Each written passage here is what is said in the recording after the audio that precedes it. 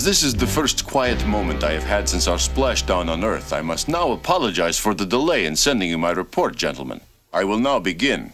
But the question is where? This is Captain Henry Gloval reporting. I will attempt to reconstruct the incredible chain of events which led to the, shall we say, unforeseen and abrupt disappearance of the SDF-1. It was during the inaugural festivities when, without warning, the shipboard defense systems activated in response to some unknown signal. Hey, what's going on here? What is it, Claudia? What's wrong? Every system aboard the ship is starting up without being turned on. The defense system is activating the main gun to fire.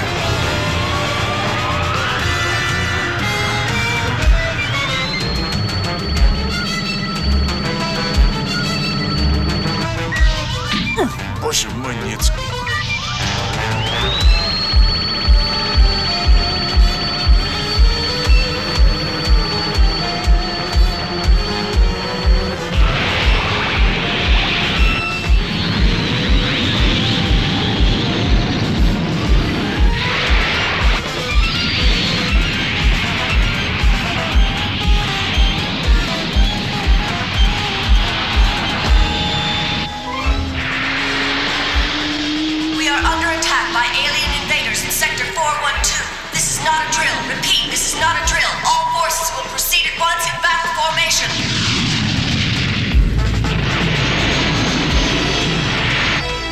With a crew as inexperienced as that of the SDF-1, we were completely at the mercy of the alien forces.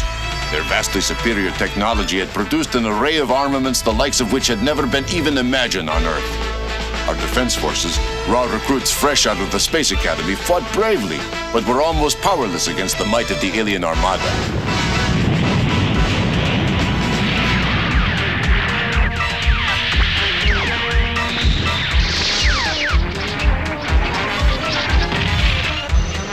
Convert to Veritech mode.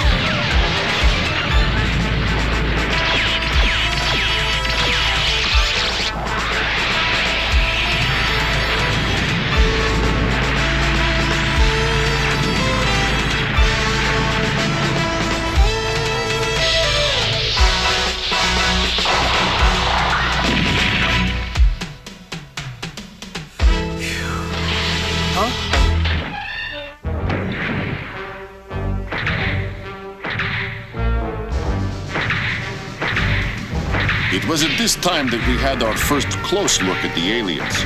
Calculations made from the information found in the SDF-1 proved to be correct.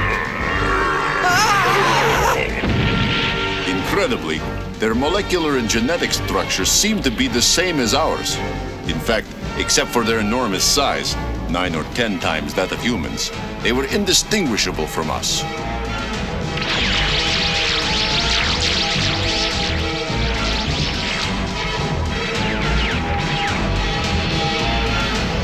Finally, we attempted to lift off using the untested anti-gravity control system.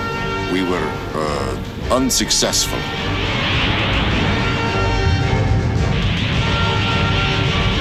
This can't be happening! Captain, the ship is losing altitude rapidly. Please, tell me I'm just dreaming. Excuse me, sir? It's a nightmare!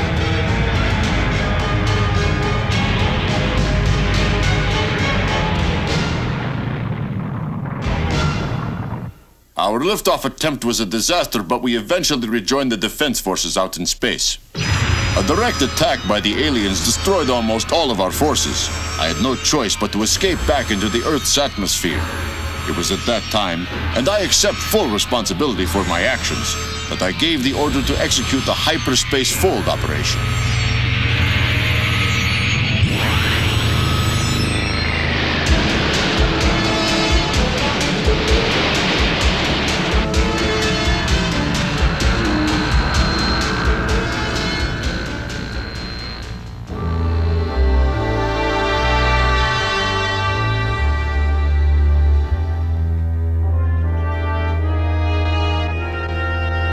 Needless to say, we were completely unprepared for what happened.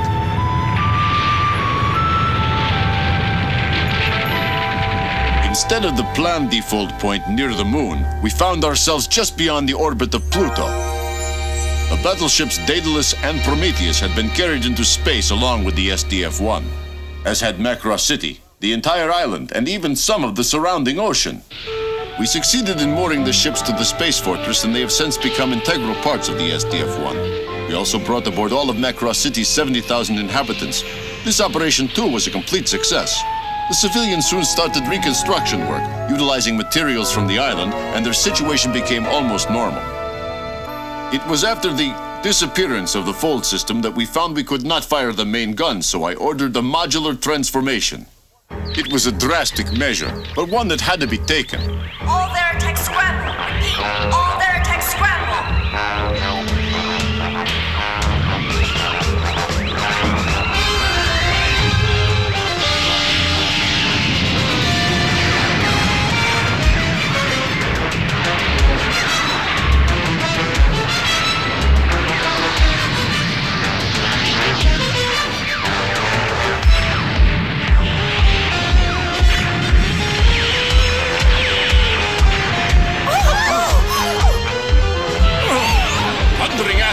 Enough is enough. We will now carry out Dr. Lang's modular transformation on my command.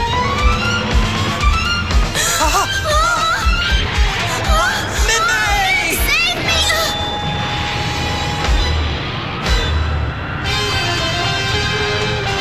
Modification percentage at 11.50.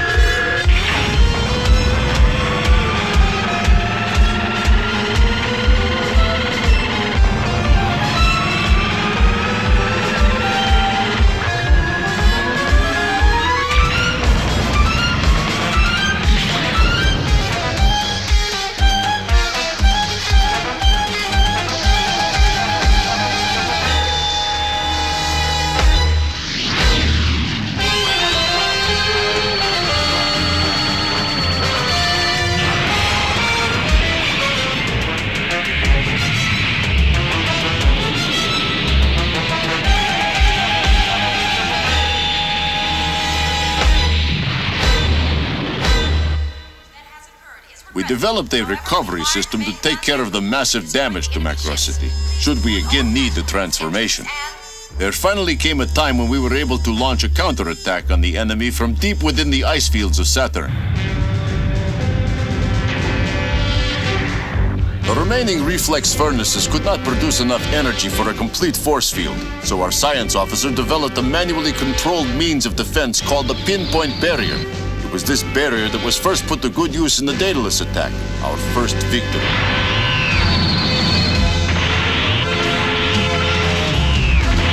I can't move fast enough, I'll never make it!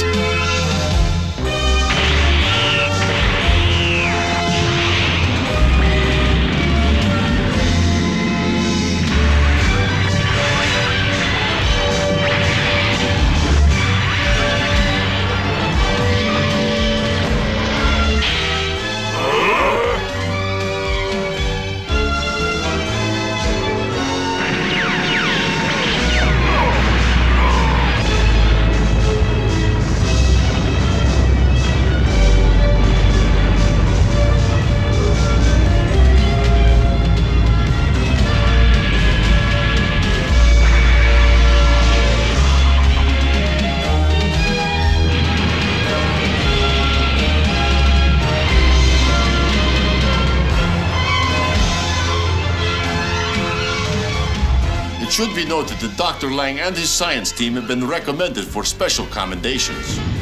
By this time, unfortunately, we were reaching dangerously low levels in fuel, vital supplies, medicines, everything.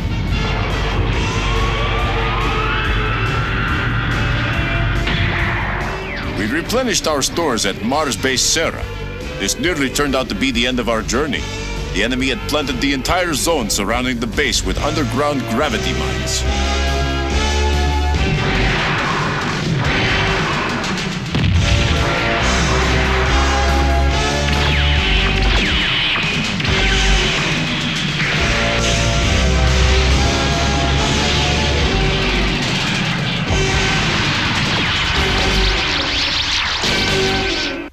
We're in trouble! The 6th, 8th, and 18th attack squadrons humans have all been wiped out. Calm down. I have a plan that might help us to get out of this trap. How can we get to them when they're underground? I know something about this base. There was a reflex furnace put in far beneath it. If we could just get to it and blow it up. Probability check?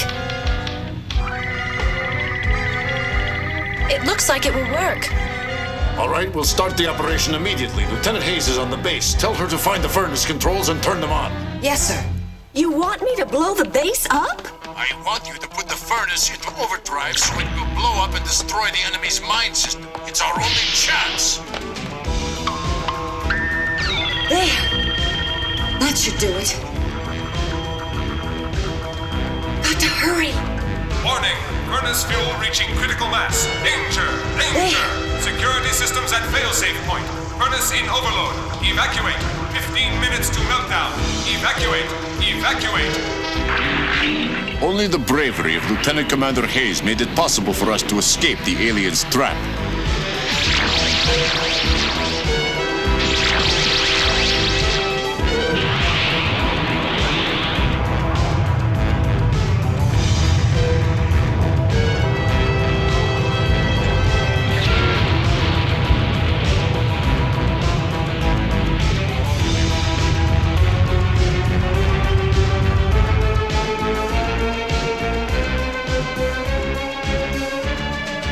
I am of the opinion that the aliens wanted only to capture the SDF-1, not to destroy it, otherwise we wouldn't have escaped.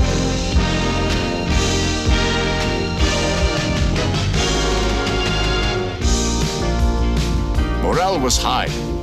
We even organized a beauty contest. But with Earth in sight and surrounded by countless enemy ships, we had little time to celebrate.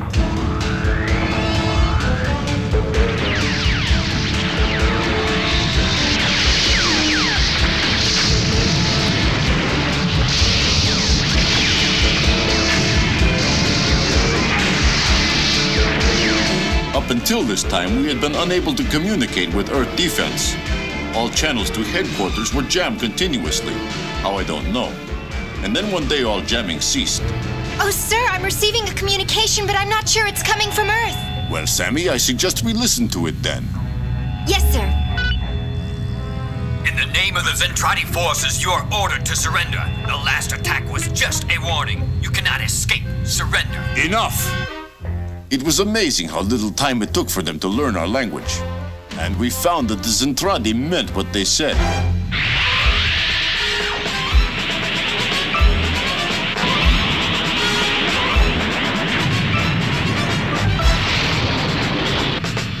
After the destruction of the radar tower, I dispatched Lieutenant Commander Hayes in a cat's eye on a reconnaissance mission to the Zentradi fleet.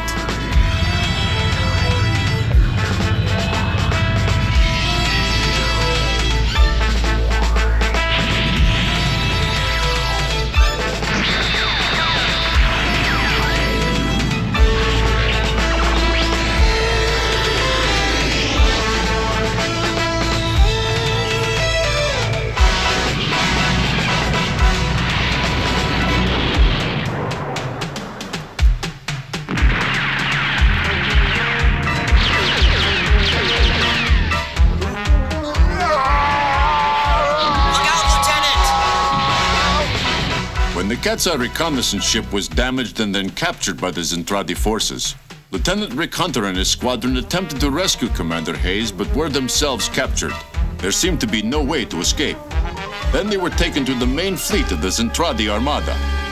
There, they were questioned at length by the Supreme Commander of the Zentradi, a being who called himself Dolza. Welcome aboard, Your Majesty.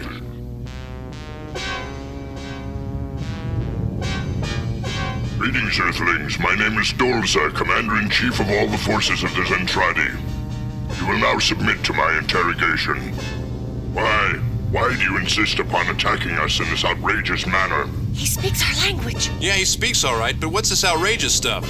Ben, for once in your life, will you just listen and be quiet? It seems our communication methods are working. Tell us what you know of protoculture. Forget it. Huh? I don't know anything about it. Stop your lying. Why do you insist upon attacking us? What are you talking about? You're the guys who are attacking us. You deny you've made a secret weapon. And what is your knowledge of protoculture? What is this protoculture? What could it possibly be, and why do they think we have it? You female.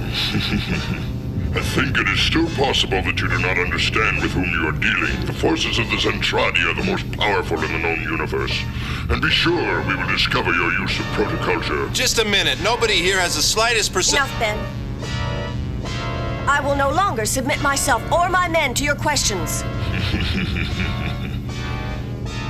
So, the little female is in charge here. Interesting. Seems you are drastically underestimating the seriousness of your predicament, young lady. We are in possession of the power to destroy the space fortress in Macross City in the blink of an eye. If you doubt my word, watch what happens to that planet.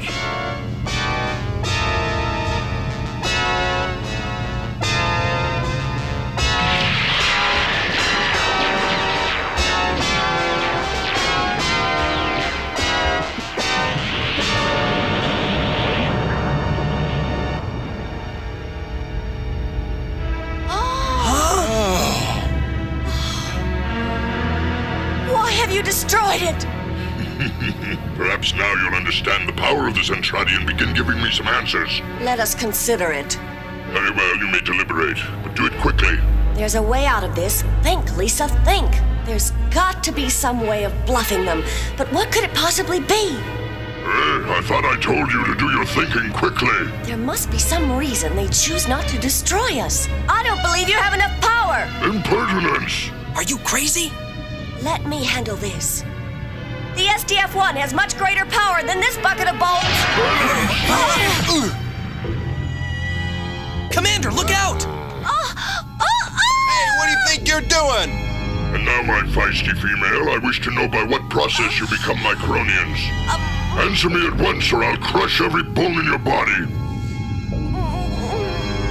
Stop squeezing her! We're born into this world as Micronians. Born, did you say? Yes, but born from what is the question? From our mothers, what do you think? And how does that happen? Well, it sort of starts with kissing. Demonstrate this kissing for us. You can't be serious. There's no way I'm gonna kiss him. Demonstrate this kissing, or I'll crush all of you. Wait! I'll be the one to demonstrate. Well, all right. Make sure you do. So, now, listen, Lieutenant Hutter, I want you to kiss me. Huh? I want to get their reaction on my video recorder. All right then, but why don't you do it with Ben? Because I'd rather do it with you, Rick. Then you'd better make it a command. You will now proceed. I'm giving you a direct order. Whatever you say, Commander. Are you ready? Yes. Forgive me, Min-Mei.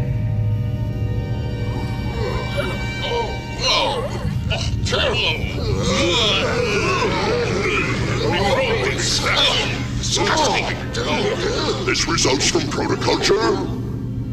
Protoculture? Why does he keep mentioning it? Take them out of here. Get these Micronians out of my sight at once.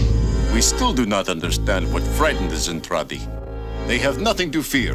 Their bodies are so incredibly strong they can even survive unprotected in the vacuum of space. They have more firepower than we can even imagine. Well, the situation is extremely critical and drastic measures will... Yes, what is it? I thought you might like some fresh coffee, Captain. Thank you, Lisa. That was very kind of you. It smells wonderful. I did not realize what time it was. There we are, sir. Wow. I never thought I'd see anything as beautiful as this ever again. Yes, I feel the same way. You know, I have a confession to make. Now, it seems a little silly, but I had a bad omen when I took command of the ship, that something terrible would happen. It was a feeling that is very difficult to explain, that something terrible would happen to us, that we would be changed forever. Well, Captain, in a way, you weren't wrong. This ship still has its secrets, Lisa. But what?